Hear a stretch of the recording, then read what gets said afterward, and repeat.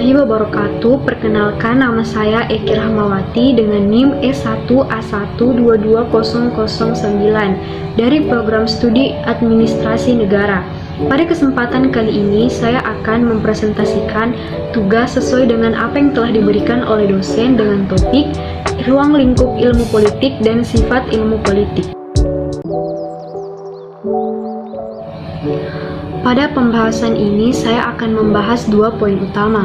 Poin pertama yaitu ruang lingkup ilmu politik, dan poin kedua yaitu sifat ilmu politik.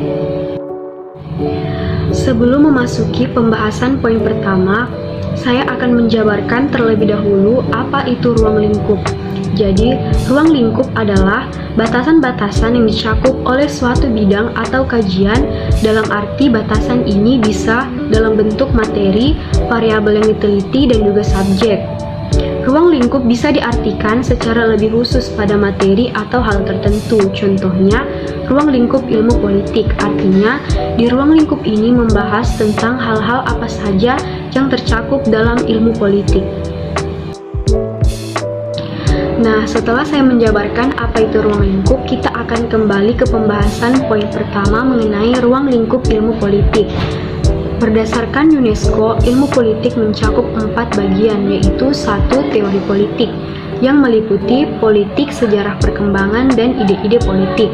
Di Indonesia, teori politik yang diterapkan adalah Trias Politika oleh Montesquieu, sehingga di Indonesia ini kita mempunyai 3 lembaga kekuasaan, yaitu legislatif, eksekutif, dan yudikatif. 2. Lembaga-lembaga politik yang meliputi Undang-Undang Dasar, pemerintahan politik, pemerintahan daerah atau lokal, fungsi ekonomi dan sosial dari pemerintah, dan perbandingan lembaga politik. Dalam karya Agung Triharyanta dan Eko Sujamtiko, lembaga politik adalah lembaga sosial yang mengkhususkan diri pada pelaksanaan kekuasaan dan wewenang berhubungan dengan kehidupan politik seperti yang telah ditetapkan Undang-Undang Dasar 1945.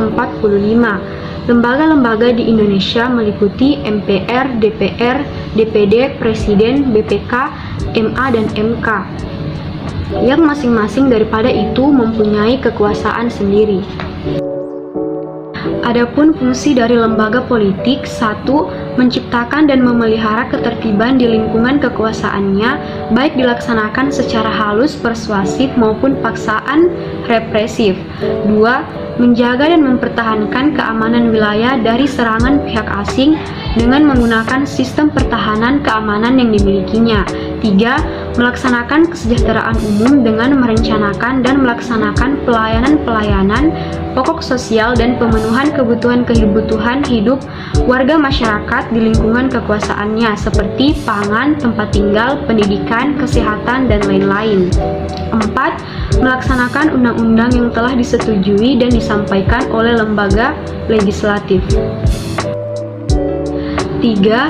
Partai-partai politik, golongan-golongan, dan pendapat umum mencakup partai politik, asosiasi-asosiasi, partisipasi warga negara dalam pemerintahan, administrasi, dan pendapat umum. Menurut Zygmunt Neumann, partai politik merupakan organisasi dari aktivitas-aktivitas politik yang berusaha untuk menguasai kekuasaan pemerintahan, serta merebut dukungan rakyat atas dasar persaingan dengan suatu golongan atau golongan-golongan lain yang mempunyai pandangan yang berbeda. Seperti yang telah disebutkan bahwa tujuan khusus partai politik dalam pasal 10 ayat 2 Undang-Undang Nomor 2 Tahun 2011, yaitu A. Meningkatkan partisipasi politik anggota dan masyarakat dalam rangka penyelenggaraan kegiatan politik dan pemerintahan. B. Memperjuangkan cita-cita partai politik dalam kehidupan masyarakat berbangsa bernegara. C. Membangun etika dan budaya dalam kehidupan bermasyarakat berbangsa bernegara. Partai politik menjadi wadah rekrutmen politik dalam arti menyiapkan calon-calon yang dapat menjadi pemenang di pemilihan umum serta menguasai pemerintahan. Dan dengan itu, partai politik juga merupakan sarana, alat, atau wadah bagi masyarakat untuk menyampaikan aspirasinya. 4. Hubungan internasional yang meliputi politik internasional, organisasi dunia, administrasi, dan hukum internasional. Sebelum saya membahas politik dalam hubungan internasional, saya akan memberikan sedikit penjelasan mengenai apa itu hubungan internasional.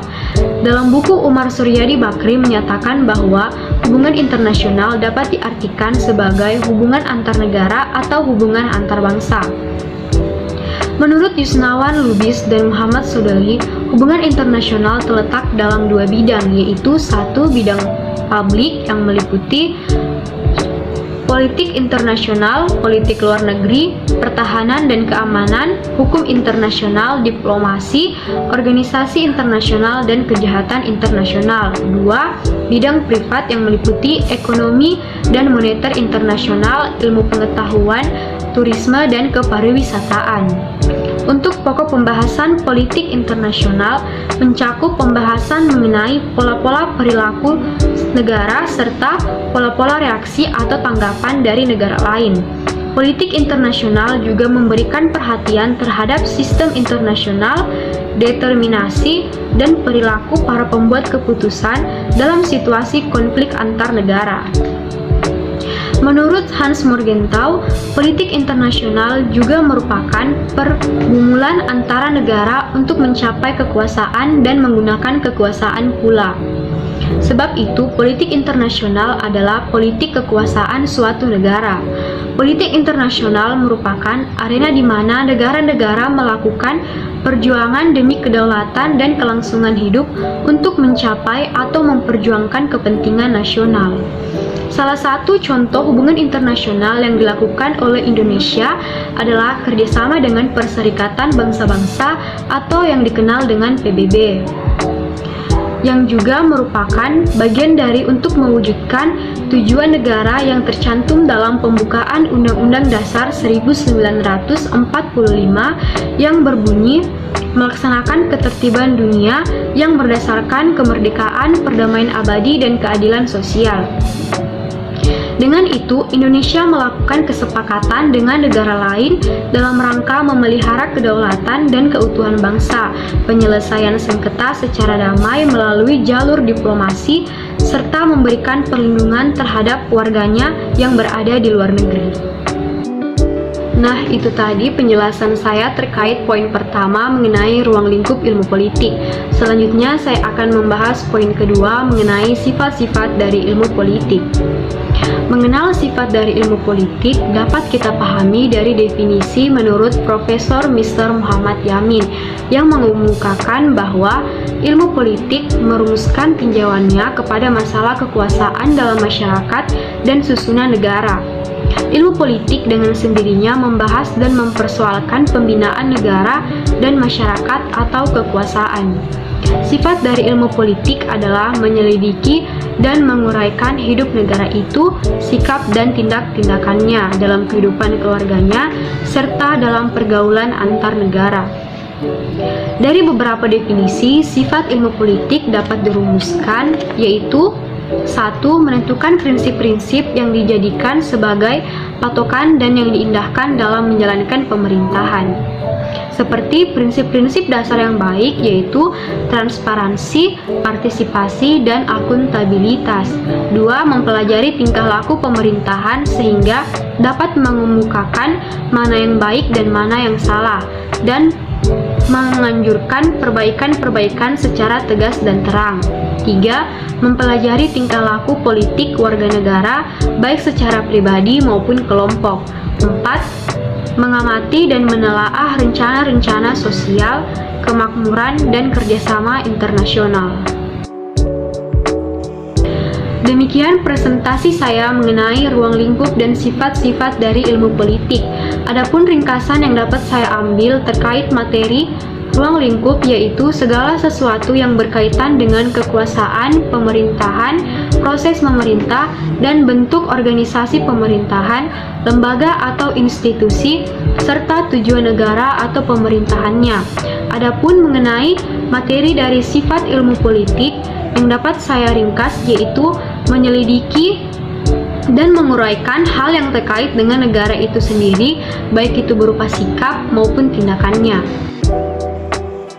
Sekian dari saya, semoga apa yang saya sampaikan dapat bermanfaat bagi diri saya sendiri dan juga teman-teman. Kurang dan lebihnya mohon dimaafkan. Wabillahi taufiq wal hidayah. Wassalamualaikum warahmatullahi wabarakatuh.